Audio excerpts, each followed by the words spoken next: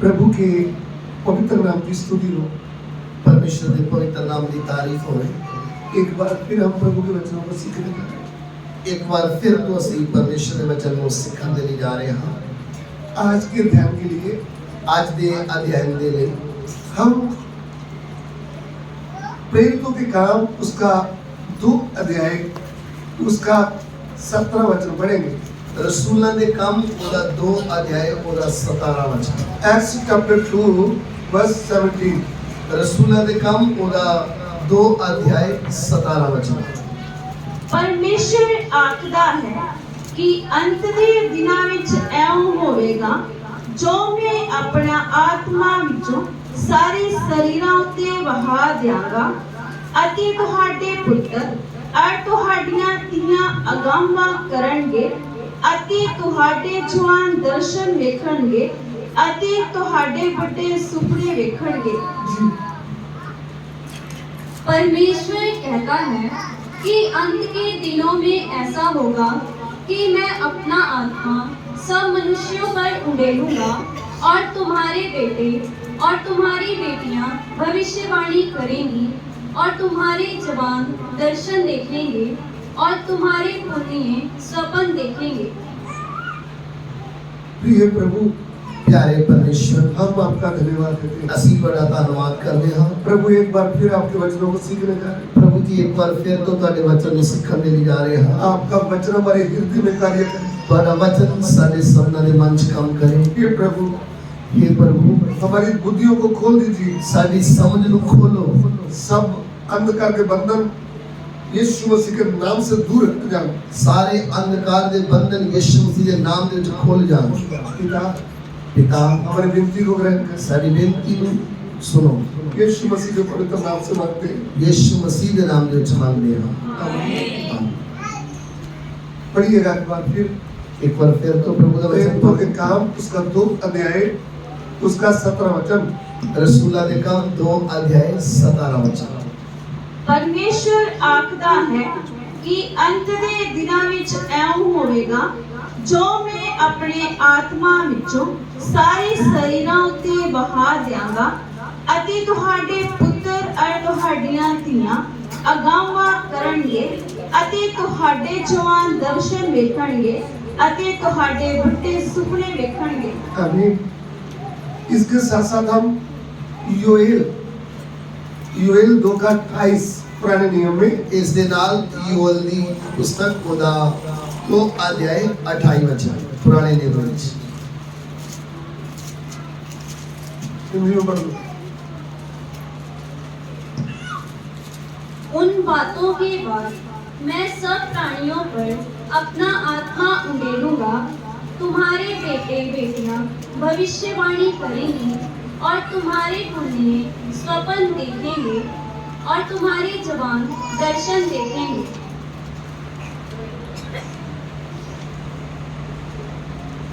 अभी आपने वचन नोट कर लिया है तो मेरी ओर ध्यान दें। अगर किसी वचन को पढ़ लिया है या लिख लिया है और मेरे वाल देखो। पहले हमने वचन पढ़ा है प्रेरितों के काम 2 का 17। पहले असली प्रभु का वचन पढ़ा है रसूलों के काम 2 अध्याय का 17 वचन। फिर हमने पढ़ा है योएल 2 का 28। फिर असली पढ़ा है योएल नबी की किताब का 2 अध्याय 28 वचन। अभी आप नोट कर लीजिए हम किसी इस वचन को लिख लो और ऊपर ध्यान करें और इधर को देखो।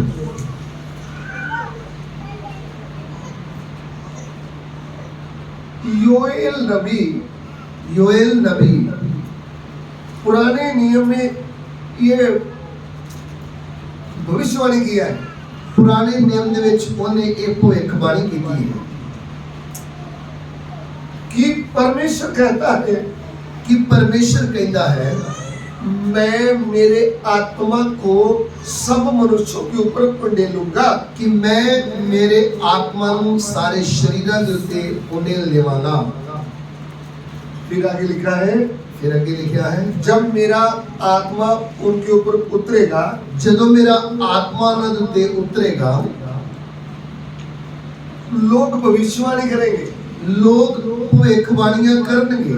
हम भविष्यवाणी के विरोध में नहीं, ਅਸੀਂ ਭਵਿੱਖਬਾਣੀਆਂ ਦਾ ਵਿਰੋਧ ਨਹੀਂ ਕਰ ਰਹੇ ਹਾਂ। हम झूठी भविष्यवाणी के विरोध में हैं।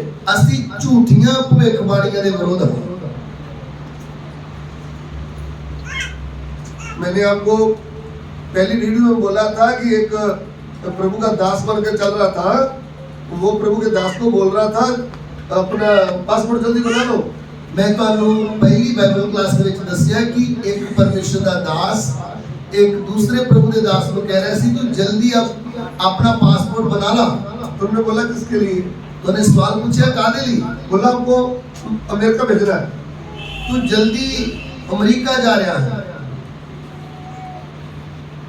तो प्रभु के दास ने आगे बोला मैं तो पंजाब छोड़ करके गुजरात में आया हूँ। तो प्रभु के दास ने जवाब दिया कि प्रभु ने मेरे पंजाब तो गुजरात भेजा है, इधर तो अभी सेवा हुआ ही नहीं, इतने जो सेवा शुरू हो नहीं रही, तो प्रभु ऐसे काम नहीं करेगा।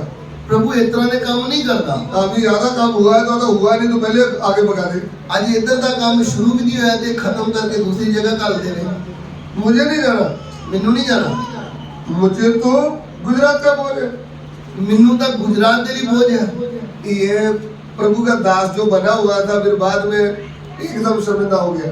ये जड़ा प्रभु का दास खुद बनया ही भविष्यवाणियां करता ही ये फिर शर्मिंदा हो गया। फिर इस दास के सामने आंख उठाकर कभी चलता नहीं। फिर ਜਦੋਂ ਵੀ ਕਿਤੇ ਮੁਲਾਕਾਤ ਹੁੰਦੀ ਸੀ ਅੱਖ ਨਾਲ ਅੱਖ ਨਹੀਂ ਮਿਲਾਉਂਦਾ ਸੀ।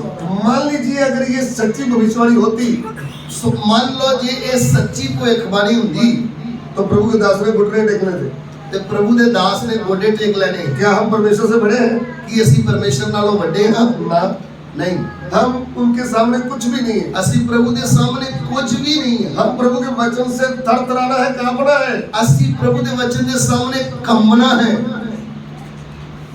थरथराना है, ਕੰਬਣਾ ਹੈ। हमें डर लगना है। ਸਾਨੂੰ ਡਰ ਲੱਗਣਾ ਹੈ। किससे? ਕਿਹਦੇ ਤੋਂ? जीवते परमेश्वर से। ਜੀਵਦੇ ਪਰਮੇਸ਼ਰ ਤੋਂ। और जीवता परमेश्वर का आत्मा बोल रहा है, ਜੀਵਦੇ ਪਰਮੇਸ਼ਰ ਦਾ ਆਤਮਾ ਇਹ ਬੋਲ ਰਿਹਾ ਹੈ। तो हमें क्या करना है? तो ਸਾਨੂੰ ਕੀ ਕਰਨਾ ਹੈ? हम उसके आत्मा के अधीन होना है। ਅਸੀਂ ਉਹਦੇ ਆਤਮਾ ਦੇ ਅਧੀਨ ਹੋਣਾ ਹੈ। तब वो प्रभु का आत्मा हमको हाथ में लेगा। ਤਦ ਹੀ ਪਰਮੇਸ਼ਰ ਦਾ ਆਤਮਾ ਸਾਨੂੰ ਆਪਣੇ ਹੱਥ ਦੇ ਵਿੱਚ ਲਵੇਗਾ। फिर हम प्रभु की महिमा प्रकट करेंगे। ਫਿਰ ਅਸੀਂ ਪ੍ਰਭੂ ਦੀ ਮਹਿਮਾ ਨੂੰ ਪ੍ਰਗਟ ਕਰਾਂਗੇ। ध्यान से ये बात सुन लेना। ਧਿਆਨ ਦੇ ਨਾਲ ਇਸ ਗੱਲ ਨੂੰ ਸੁਣਿਓ। हम भविष्यवाणी जो प्रभु की ओर से आती है उसके आगे हम झुक जाते हैं। ਪਰਮੇਸ਼ਰ ਦੇ ਵੱਲੋਂ ਜਿਹੜੀ ਭਵਿੱਖਬਾਣੀ ਹੁੰਦੀ ਹੈ ਉਹਦੇ ਸਾਹਮਣੇ ਝੁਕਣਾ ਪੈਂਦਾ ਹੈ ਹਰ ਮਨੁੱਖ ਨੂੰ। दूसरी बात, ਦੂਸਰੀ ਗੱਲ, मैं और मेरे साथ कुछ लोग एक घर में गए। ਮੈਂ ਔਰ ਮੇਰੇ ਨਾਲ 2-4 ਲੋਕ ਅਸੀਂ ਇੱਕ ਘਰ ਦੇ ਵਿੱਚ ਗਏ। वहाँ का सिस्टम ये था कि बहन जी थे, वो भविष्यवाणी करती थी। ਉਸ ਏਰੀਏ ਦਾ ਇਸ ਤਰ੍ਹਾਂ ਦਾ ਮਾਹੌਲ ਸੀ ਕਿ ਉਹ ਭੈਣ ਭਵਿੱਖਬਾਣੀ ਕਰਦੀ ਸੀ। कितने सेवक आकर बोलते हैं बहन जी दुआ करो आज मैं किस सेवा में जाना है। ਕਿੰਨੇ ਪਾਸਟਰ ਲੋਕ ਉਹਦੇ ਕੋਲ ਜਾਂਦੇ ਸੀ ਔਰ ਕਹਿੰਦੇ ਸੀ ਕਿ ਅਸੀਂ ਕਿੱਧਰ ਨੂੰ ਸੇਵਾ ਤੇ ਜਾਈਏ ਤੂੰ ਦੱਸ। हम भी उधर जाकर बैठ गए। ਅਸੀਂ ਵੀ ਉੱਥੇ ਜਾ ਕੇ ਬਹਿ ਗਏ। तब बहन जी आए, उन्होंने घुटने टेक के सिर पे दुपट्टा लेकर देखने लगे सबकी ओर। ਉਹ ਭੈਣ ਜੀ ਆਏ ਔਰ ਸਾਡੇ ਸਾਹਮਣੇ ਗੋਡੇ ਟੇਕ ਕੇ ਬੈਠ ਗਈ ਔਰ ਸਿਰ ਜਿਹੜਾ ਉਹ ਦੁਪੱਟੇ ਦੇ ਨਾਲ ਢੱਕ ਲਿਆ ਔਰ ਫਿਰ ਇੱਕ ਇੱਕ ਦੇ ਵੱਲ ਵੇਖਣ ਲੱਗ ਪਈ। पूछने लगी आप क्या करते हैं? ਔਰ ਪੁੱਛਣ ਲੱਗੀ ਤੂੰ ਕੀ ਕੰਮ ਕਰਦਾ ਹੈ? ऐसा पूछते पूछते मुझे भी पूछा। ਇਸ ਤਰ੍ਹਾਂ ਪੁੱਛਦੇ ਪੁੱਛਦੇ ਮੈਨੂੰ ਵੀ ਪੁੱਛਿਆ। मैंने बोला मैं पंजाब में सेवा करता था, गुजरात में पाँव रखा है, प्रभु ने मुझे बुलाया है। ਮੈਂ ਕਿਹਾ ਮੈਂ ਪੰਜਾਬ ਦੇ ਵਿੱਚ ਸੇਵਾ ਕਰ ਰਿਹਾ ਸੀ ਔਰ ਗੁਜਰਾਤ ਦੇ ਵਿੱਚ ਆਇਆ ਇੱਥੇ ਵੀ ਪ੍ਰਭੂ ਦੀ ਸੇਵਾ ਕਰਨੀ ਹੈ। प्रभु ने मुझे बोला है। ਪਰਮੇਸ਼ਰ ਨੇ ਮੈਨੂੰ ਕੱਲਿਆ ਹੈ। ऐसा मैं नहीं आया हूँ, ਮੈਂ ਖੁਦ ਨਹੀਂ ਆਇਆ, मुझे भेजा है। ਮੈਨੂੰ ਕੱਲਿਆ ਹੈ। फिर कुछ भविष्यवाणी कर नहीं पाई। ਫਿਰ ਇੱਕ ਵੀ ਭਵਿੱਖਬਾਣੀ कर नहीं सकी। तब मैंने बोला आपने प्रभु यीशु को ग्रहण किया है? मैं फिर उस तो सवाल पूछा कि तू प्रभु यीशु ਨੂੰ कबूल कीता है? किया है तो क्यों किया?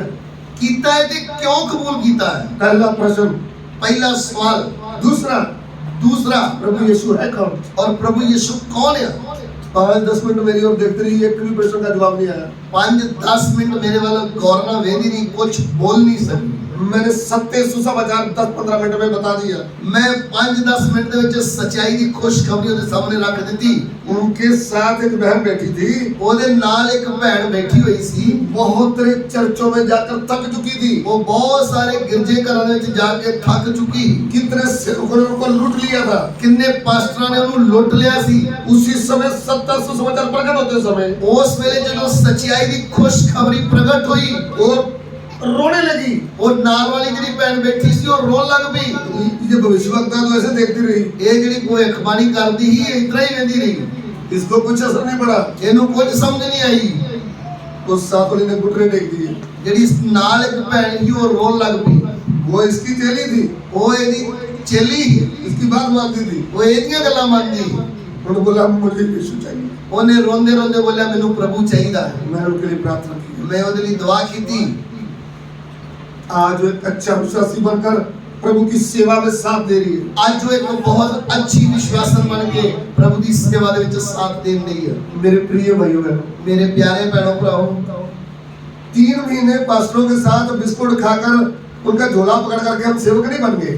3 ਮਹੀਨੇ ਤੁਸੀਂ ਪਾਸਟਰਾਂ ਦੇ ਨਾਲ ਚਾਹ ਬਿਸਕੁਟ ਖਾ ਕੇ ਸਮੋਸੇ ਖਾ ਕੇ ਤੁਸੀਂ ਇਹ ਨਹੀਂ ਸਮਝਣਾ ਕਿ ਅਸੀਂ ਪਾਸਟਰ ਬਣ ਗਏ ਹਾਂ। हमें प्रभु ने सेवा के लिए बुलाया है। ਸਾਨੂੰ ਪ੍ਰਭੂ ਨੇ ਆਪਣੀ ਸੇਵਾ ਦੇ ਲਈ ਬੁਲਾਇਆ। ये प्रभु बुलाता है। ਇਹ ਪ੍ਰਭੂ ਜਿਹੜਾ ਹੈ ਸੇਵਾ ਲਈ ਬੁਲਾਉਂਦਾ ਹੈ। याकूब का नाम लेकर बुलाया है, ਯਾਕੂਬ ਦਾ ਨਾਮ ਲੈ ਕੇ ਉਹਨੂੰ ਬੁਲਾਇਆ। अब्राहम का नाम लिया है, ਅਬਰਾਹਮ ਦਾ ਨਾਮ ਲੈ ਕੇ ਬੁਲਾਇਆ। शमूएल का नाम लिया है, ਸੈਮੂਅਲ ਦਾ ਨਾਮ ਲਿਆ। मूसा का नाम लिया है, मूसा ਦਾ ਨਾਮ ਲਿਆ ਹੈ। पौलुस का नाम लिया है। ਪੌਲੁਸ ਦਾ ਵੀ ਨਾਮ ਲਿਆ ਹੈ। लिया है कि नहीं? ये आज भी नाम लेता है। ਅੱਜ ਵੀ ਇਹ ਨਾਮ ਲੈ ਕੇ ਬੁਲਾਉਂਦਾ ਹੈ। यदि प्रभु ने आपको बुलाया है, ਜੇਕਰ ਪਰਮੇਸ਼ਰ ਨੇ ਤੁਹਾਨੂੰ ਬੁਲਾਇਆ ਹੈ, परमेश्वर आपके साथ खड़ा होगा। ਪਰਮੇਸ਼ਰ ਤੁਹਾਡੇ ਨਾਲ ਖੜਾ ਹੋਏਗਾ। खड़ा कैसे होगा? ਖੜਾ ਕਿਵੇਂ ਹੋਊਗਾ? यदि आप सत्य वचन को आदर देते हैं। ਜੇਕਰ ਤੁਸੀਂ ਇਸ ਸੱਚੇ ਵਚਨ ਨੂੰ ਆਦਰ ਦਿੰਦੇ ਹੋ। प्रभु यीशु ने क्या कहा? ਪ੍ਰਭੂ ਯਿਸੂ ਨੇ ਕੀ ਆਖਿਆ? अगर तुम मुझे प्रेम करते हो, ਜੇਕਰ ਤੁਸੀਂ ਮੈਨੂੰ ਪਿਆਰ ਕਰਦੇ ਹੋ मेरे वचन को मानोगे, ਤੇ ਤੁਸੀਂ ਮੇਰੀ ਆਗਿਆਵਾਂ ਨੂੰ ਮੰਨੋਗੇ। मेरा पिता तुमसे प्रेम करेगा। ਮੇਰਾ ਪਿਤਾ ਤੁਹਾਨੂੰ ਪਿਆਰ ਕਰੂਗਾ। हम आपके पास आएंगे ਅਸੀਂ ਤੁਹਾਡੇ ਕੋਲ ਆਵਾਂਗੇ और हम आपके पास साथ वास करेंगे। ਔਰ ਅਸੀਂ ਤੇ ਤੁਹਾਡੇ ਨਾਲ ਰਵਾਂਗੇ। यह वादा प्रभु यीशु का। ਇਹ ਆ ਪ੍ਰਭੂ ਯਿਸੂ ਮਸੀਹ ਦਾ ਵਾਅਦਾ। हम आपके पास आएंगे। ਅਸੀਂ ਤੁਹਾਡੇ ਕੋਲ ਆਵਾਂਗੇ। हम बोले तो पिता पुत्र पवित्र आत्मा। ਅਸੀਂ ਸ਼ਬਦ ਆਇਆ ਪਿਤਾ ਪੁੱਤਰ ਪਵਿੱਤਰ ਆਤਮਾ ਦੇ ਵਿਖੇ। उत्पत्ति 1:26 में बोलते हैं आओ हम। ਉਤਪਤੀ 1 ਦੀ 26 ਦੇ ਵਿੱਚ ਲਿਖਿਆ ਆਓ ਅਸੀਂ।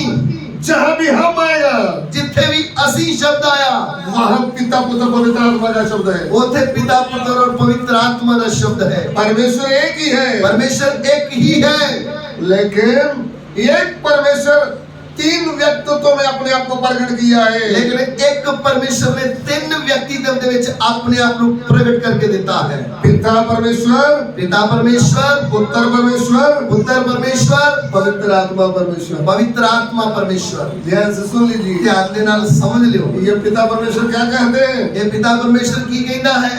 अंत के समय में ਅੰਤ ਦੇ ਦਿਨਾਂ ਦੇ ਵਿੱਚ मेरे लोगों के ऊपर मैं मेरा आत्मा उंडेल दूंगा। ਮੈਂ ਆਪਣਾ ਆਤਮਾ ਸਭ ਮਨੁੱਖਾਂ ਦੇ ਉੱਤੇ ਵਹਾ ਦਿਆਂਗਾ। भविष्यवाणी किया था यूएल नबी ने। ਇਹ ਜਿਹੜੀ ਭਵਿੱਖਬਾਣੀ ਹੈ ਯੂਐਲ ਨਬੀ ਨੇ ਕੀਤੀ ਸੀ। इसके साथ साथ हिजकिय्याह ने भी एक भविष्यवाणी किया था। ਇਹਦੇ ਨਾਲ ਨਾਲ ਹਿਜਕੀਏਲ ਨਬੀ ਨੇ ਵੀ ਭਵਿੱਖਬਾਣੀ ਕੀਤੀ ਸੀ। हिजकिय्याह 36 का 26 पढ़िएगा। ਹਿਜਕੀਏਲ 36 ਅਧਿਆਇ ਦਾ 26 ਵਚਨ। ਅਤੇ ਮੈਂ ਤੁਹਾਨੂੰ ਨਵਾਂ ਦਿਲ ਦਿਆਂਗਾ ਅਤੇ ਨਵਾਂ ਆਤਮਾ ਤੁਹਾਡੇ ਵਿੱਚ ਪਾਵਾਂਗਾ ਅਤੇ ਤੁਹਾਡੇ ਮਾਂਸ ਵਿੱਚੋਂ ਪੱਥਰ ਦਾ ਦਿਲ ਕੱਢ ਲਵਾਂਗਾ ਅਤੇ ਮਾਂਸ ਦਾ ਦਿਲ ਤੁਹਾਨੂੰ ਬਖਸ਼ਾਂਗਾ। मैं तुमको नया मन दूंगा और तुम्हारे भीतर नई आत्मा उत्पन्न करूंगा और तुम्हारी देह में से पत्थर का हृदय निकाल कर तुमको मांस का हृदय दूंगा। ये परमेश्वर हिजकिय्याह भविष्यवक्ता के द्वारा बात किया है। परमेश्वर ने हिजकीएल नबी के द्वारा गल की है। यहाँ पे नया मन नया आत्मा की बात है। इथे नवे मन नवा दिल ते नवे आत्मा की गल है।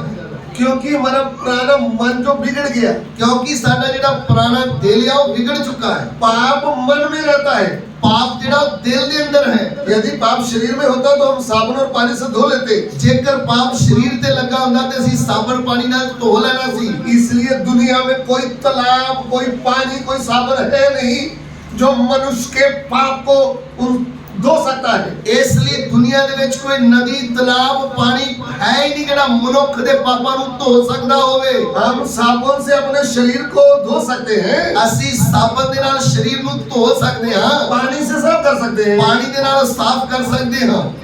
लेकिन पाप का दाग हम किसी साबुन पानी से धो नहीं सकते। लेकिन ये पाप दा जेड़ा दाग आ ये ना साबुन ना पानी दे नाल असीं धो नहीं सकदे। हमारा मन बिगड़ गया, साडा दिल बिगड़ चुका सी, हमारा आत्मा शुद्ध हो गया था।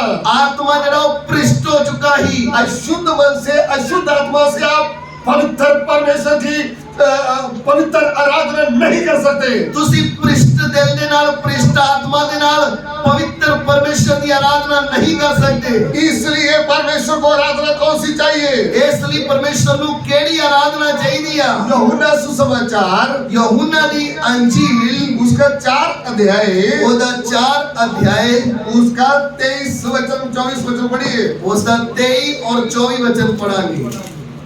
यूहन्ना सुसमाचार 4 का 23 और 24। यूहन्ना दी अंजील 4 अध्याय, ओदा 23 और 24 वचन।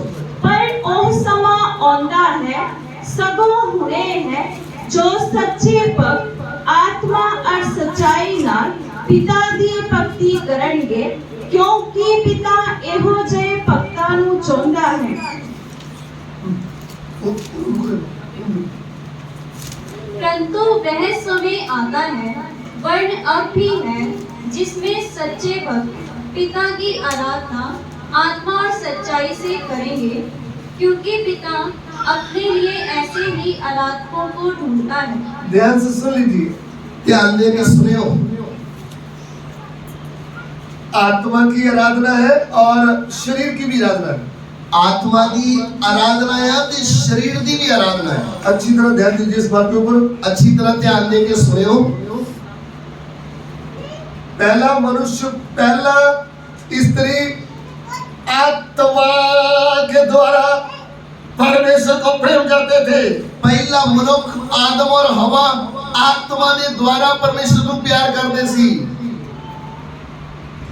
आराधना का असली मतलब परमेश्वर को हृदय से प्रेम करना। आराधना का असली अर्थ है अपने दिल तो परमेश्वर के नाल प्यार करना।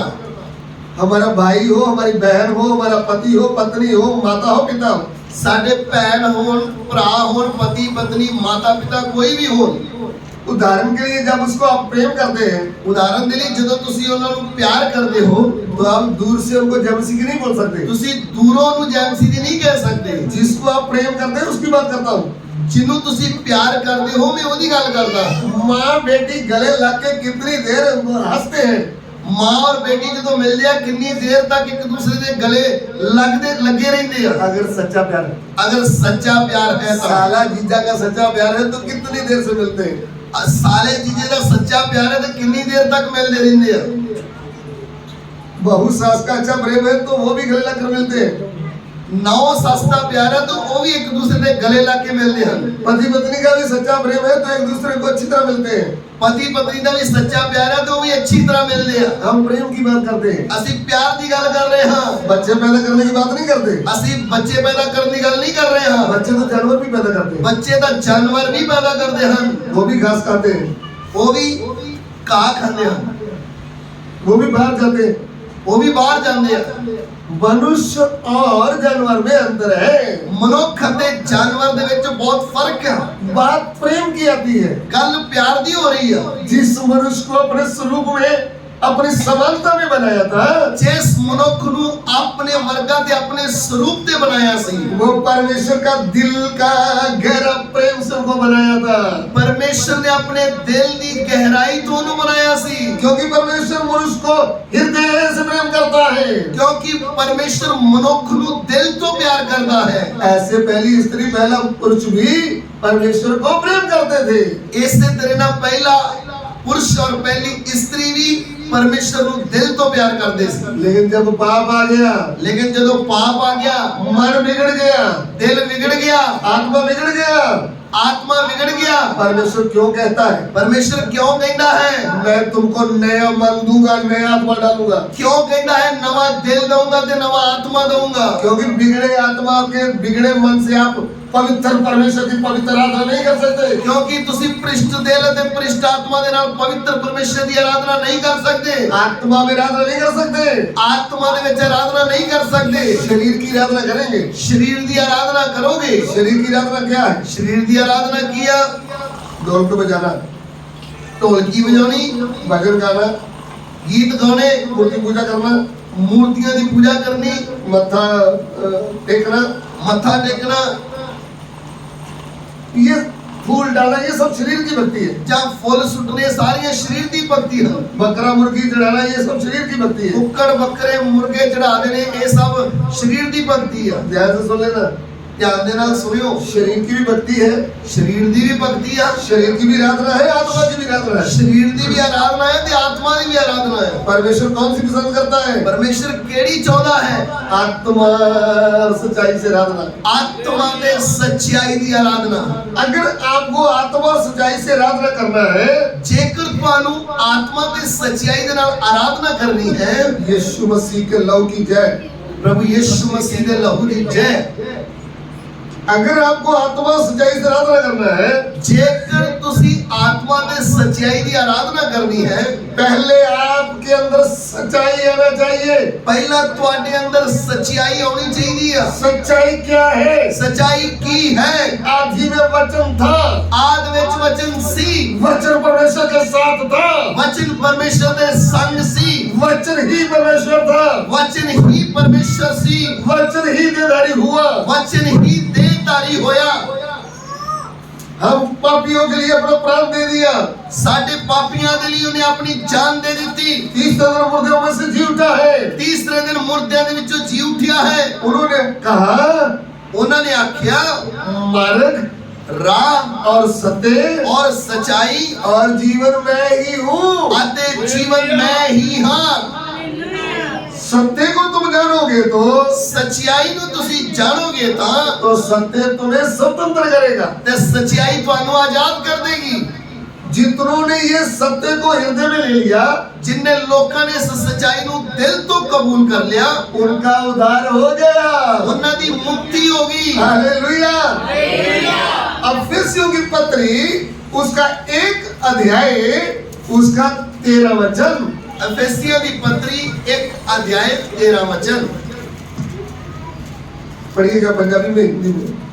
ਉਸ ਵਿੱਚ ਜਿਸ ਵੇਲੇ ਤੁਸੀਂ ਸੱਚਾਈ ਦਾ ਬਚਨ ਅਰਥਾਤ ਆਪਣੀ ਮੁਕਤੀ ਦੀ ਖੁਸ਼ਖਬਰੀ ਸੁਣੀ ਅਤੇ ਉਸ ਵਿੱਚ ਨਿਹਚਾ ਵੀ ਕੀਤੀ, ਤਾਂ ਵਾਅਦੇ ਦੇ ਪਵਿੱਤਰ ਆਤਮਾ ਨਾਲ ਤੁਹਾਡੀ ਉੱਤੇ ਵੀ ਮੋਹਰ ਲੱਗੀ। और उसी में तुम पर भी जब तुमने सत्य का वचन सुना। देखिए, पौलुस प्रेरित इफिसस के लोगों को याद दिलाता है।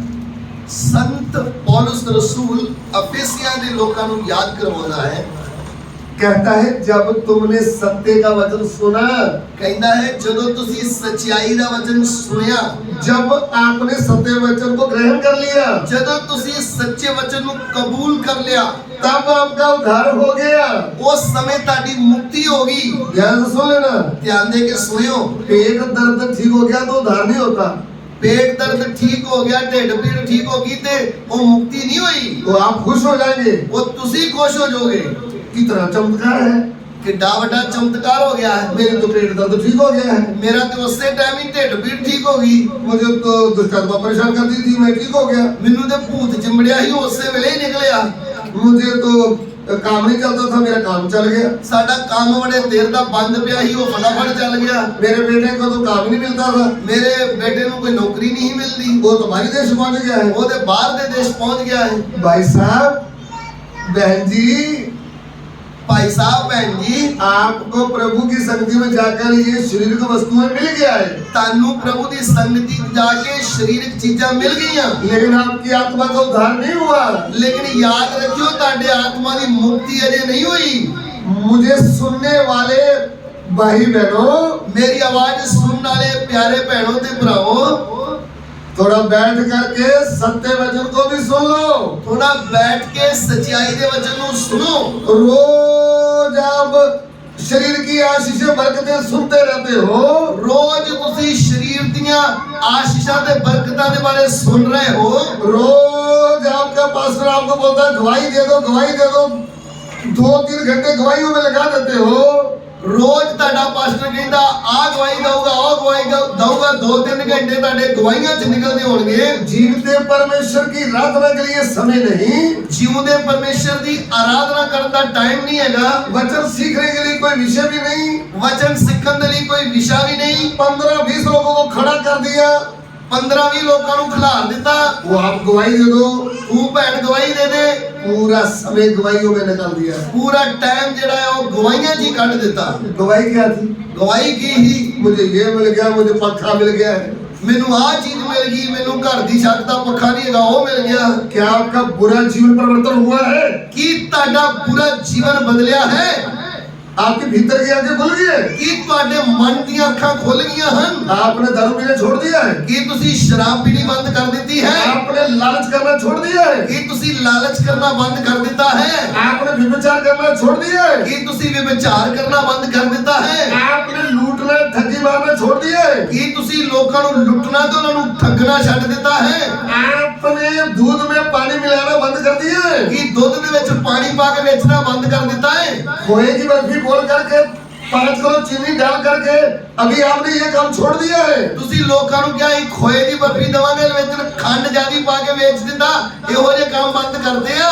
आपका मन बदला है? की ताड़ा मन बदल गया है? आपका मन नहीं बदला तो आपका उद्धार हुआ ही नहीं। जेकर तुहाडा जीवन बदलिया नहीं ते ताड़ी मुक्ति होई नहीं। अरे उद्धार क्या है? मुक्ति की है? What is the salvation? मुक्ति की है?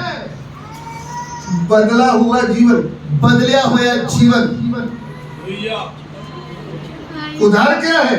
मुक्ति किया, बदला हुआ जीवन। बदलिया होया जीवन। जब सत्य का वचन तुमने सुना, जदों सच्चाई दा वचन तुसी सुनिया, वो आपका उद्धार हो गया। ताड़ी मुक्ति होगी। उद्धार वचन सुनने से होता है, मुक्ति वचन सुनने नाल हुंदी आ। बीमारियों से चंगाई देने से उद्धार नहीं होता, बीमारियां तो चंगाइयां देने दे नाल मुक्ति नहीं हुंदी। शरीर की बरकतें देने से उद्धार नहीं होता, शरीर दियां बरकतां वंडन दे नाल मुक्ति नहीं हुंदी। परमेश्वर का सत्य वचन कर्मों के द्वारा हृदय में जाता है। पापी मनुष्य रोता है मैं पापी हूँ और कहता है मुझे यीशु चाहिए। और सच्चाई दा वचन कन्ना दे द्वारा मन दे विच जांदा है, तद एक पापी व्यक्ति रोंदा है अते कहंदा है कि मैं पापी हां, मैनू छुटकारा चाहिदा है। उसके पाप उसको याद आते हैं, ओदे पाप ओनू याद होंदे हन। पहली बात। पहली गल। दूसरी बात, उसको पता चलता है मुझे बनाने वाला परमेश्वर है कौन। दूसरी गल ओनू ये समझ आ जाती है मेरा सृजनहार परमेश्वर कौन है। फिर उसको ये समझ आता है मेरा सृष्टिकर्ता मेरे लिए स्वर्ग छोड़ करके मनुष्य के रूप में मुझे प्रेम करने के कारण इस पृथ्वी में आ गया है। फिर उन्हें ये समझ आती है कि मेरा बनाने वाला परमेश्वर ही मैनू बचाने दे लिए स्वर्ग छड़ के मनुष्य बन के इस धरती पे आ गया है। उन्होंने मेरे पापों के लिए क्रूस पर प्राण दे दिया है और उन्हें मेरे पापों के लिए सलीब के उत्ते जान दे दी है। तीसरे दिन मुर्दों में से जी उठा है। वो तीसरे दिन मुर्दियां दे विचों जी उठिया है। मैं जीऊंगी भी उसके लिए, मरूंगी भी उसके लिए। मैं ओदे लिए ही जीऊंगी, ओदे लिए ही मरूंगी। मैं उसके लिए जीऊंगा, उसके लिए मरूंगा। मैं ओदे लिए ही जीवांगा ते ओदे लिए ही मरांगा। ये सत्य निर्णय आता है, इस सच्चाई का फैसला अंदर होता है। हालेलुया। फिर वो यीशु प्रभु को अपना उद्धारकर्ता, अपना सृष्टिकर्ता ग्रहण कर लेता है। फिर वो प्रभु यीशु मसीह को अपना सृष्टिकर्ता ते अपना मुक्तिदाता करके कबूल करता है। फिर पिता पुत्र पवित्र आत्मा के नाम में डुबकी का बपतिस्मा लेता है। फिर पिता पुत्र पवित्र आत्मा के नाम दे विच डुब के बपतिस्मा लेता है। तब वचन पूरा होता है, जो विश्वास करे और बपतिस्मा ले उसी का ही उद्धार होगा। तेरे वचन पूरा हो जाता है कि जेड़ा निश्चय करे अते बपतिस्मा लवे वो बचाया जाएगा। अरे विश्वास क्या करना है भाई? विश्वास की करना है?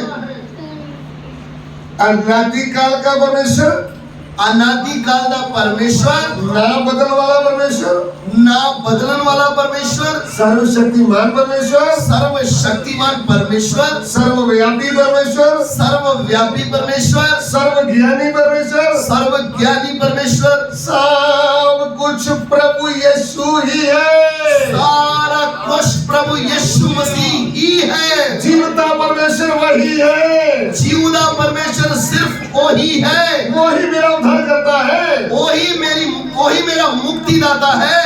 ये विश्वास करके, यही विश्वास करके फिर पाप की ओर से मर जाना, फिर पाप दे वालों मरना है, संसार के रीति रिवाज से मर जाना, संसार दे रीति रिवाजां दे लिए मर जाना है, शरीर की इच्छाओं के लिए मर जाना है, शरीर दियां इच्छावां दे लिए मरना है, मरे हुए मनुष्य को पानी में बहा देना है, उस मरे हुए मनुख नूं पानी दे विच रोड़ देना है, अपना शरीर भी प्रभु को अर्पण करना है, अपना शरीर प्रभु नूं अर्पण कर देना है। बपतिस्मा का मतलब, बपतिस्मे दा अर्थ उसी का उद्धार हो जाता है। उससे दी मुक्ति होती है। जो विश्वास करे और बपतिस्मा ले, जेड़ा निश्चय करे अते बपतिस्मा लवे।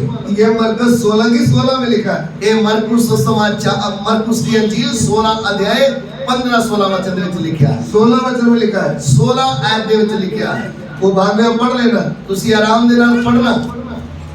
उद्धार कैसे होता है?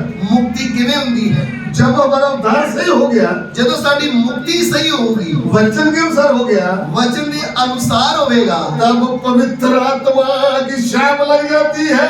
तब पवित्र आत्मा दी मोहर साडे उत्ते लग जाती है। हालेलुया, पवित्र आत्मा की छाप लगती है। पवित्र आत्मा दी मोहर साडे उत्ते लगदी है। स्वर्ग आपको ग्रहण करता है, स्वर्ग तानू कबूल कर लेंदा है।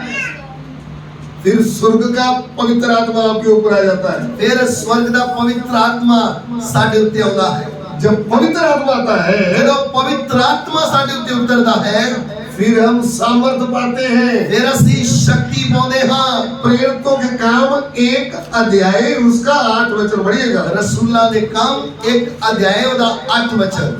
पर जब पवित्र आत्मा तुहाडे उत्ते आवेगा ता तुसी शक्ति पाओगे अते यरूशलेम और सारे यहूदिया अते सामरिया विच सगों धरती दे बन्ने तिकों मेरे गवाह होगे।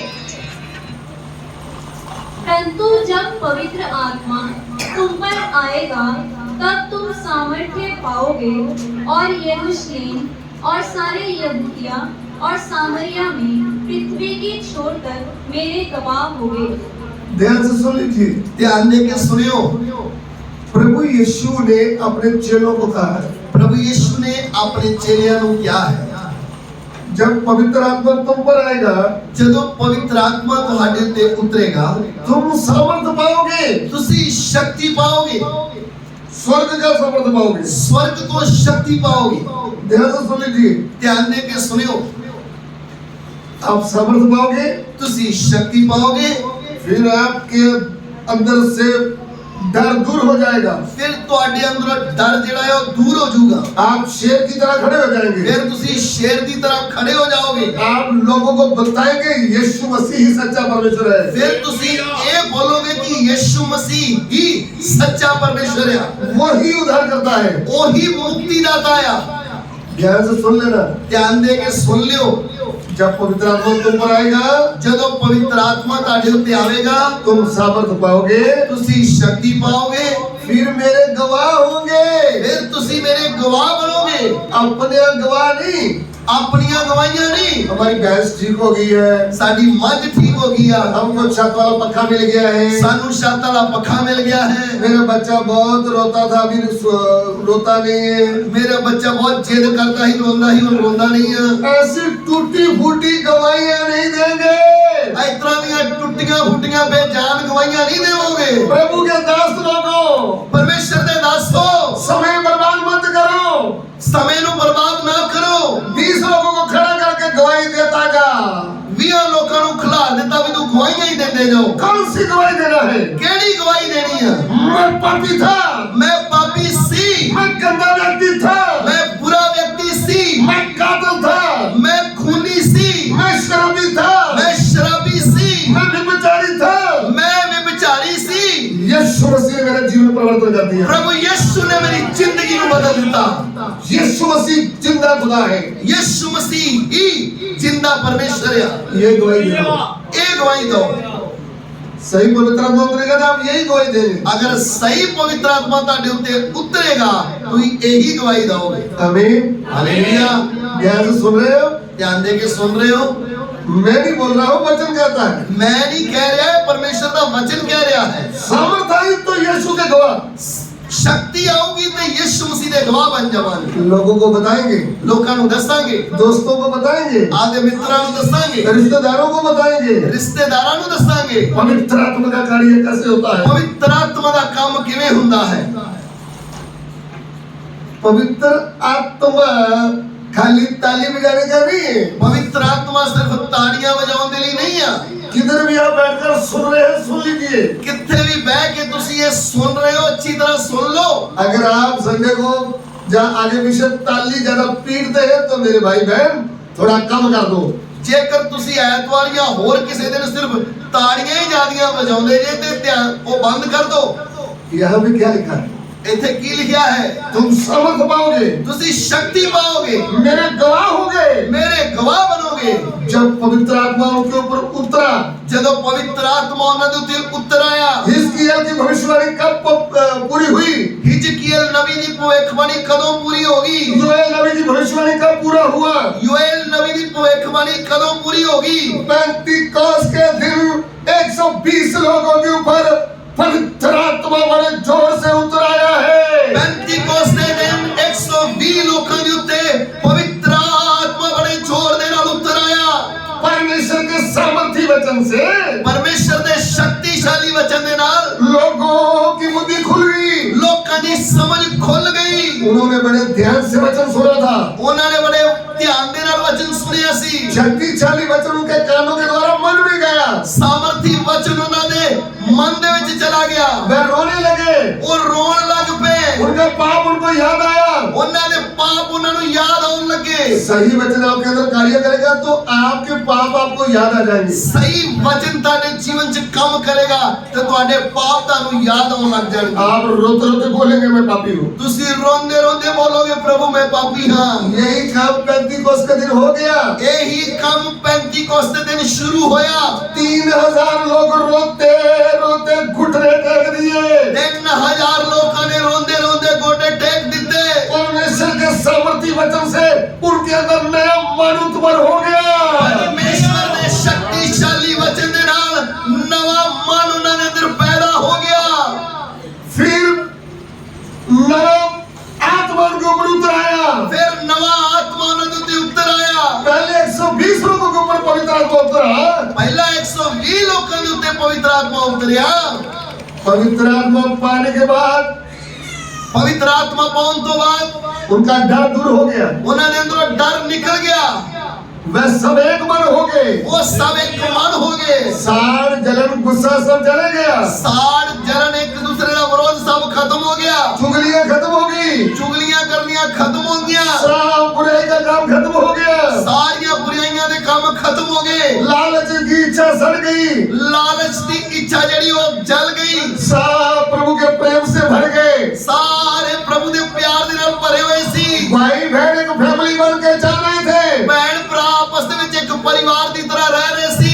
एक दूसरे के ऊपर कभी भी बुरी सोच नहीं रखते थे। एक दूसरे दे उत्ते कदी बुरी सोच नाल वेखदे नहीं सी क्या आज ऐसा हो रहा है? कि आज इस तरह हो रहा है। आप अपनी अपनी कलीसिया में देख लीजिए। आपको अपनी कलीसिया में जरा देखो, अगर ऐसा नहीं हो रहा अगर इस तरह नहीं हो रहा तो सही पवित्र आत्मा आया ही नहीं। सही पवित्र आत्मा अजे आया ही नहीं ताडे को। पवित्र आत्मा का काम देखिए आप। पवित्र आत्मा का काम देखो, सब आनंद से भर गए। सब आनंद दे नाल भर गए। जब प्रभु का आत्मा जोर से उतरा, जदों परमेश्वर दा आत्मा बड़े जोर दे नाल उतरिया, मैं अन्य भाषा बोलने लगे। वो पराई भाषा बोलने लग पे। प्रेरितों के काम 2 का 1 से 4 पढ़िएगा।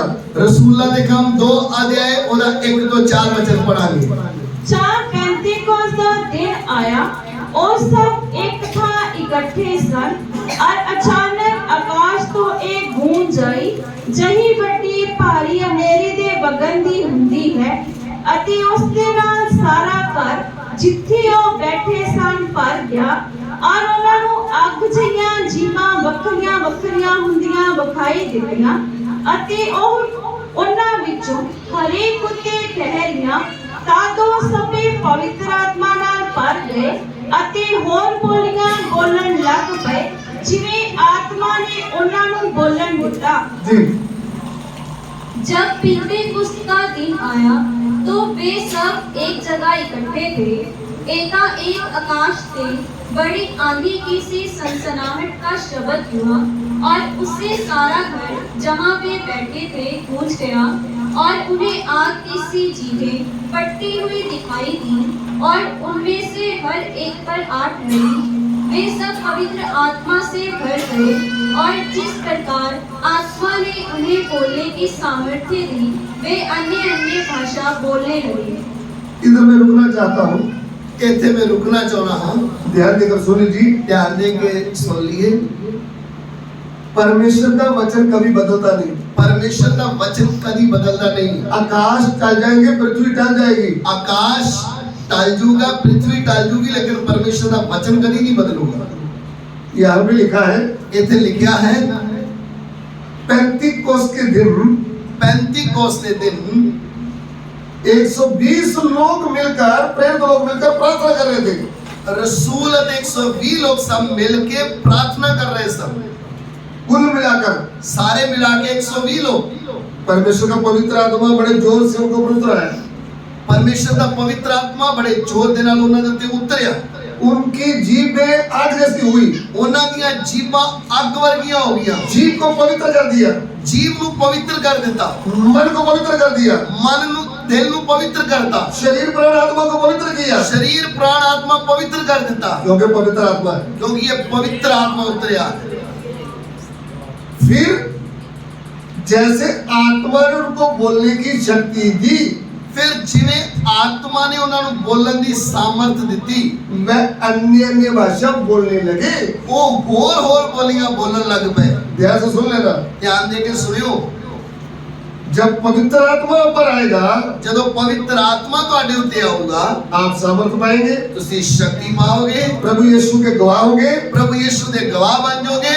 फिर अन्य अन्य भाषा बोलने लगे। फिर होर बोलियां बोलने लग पे।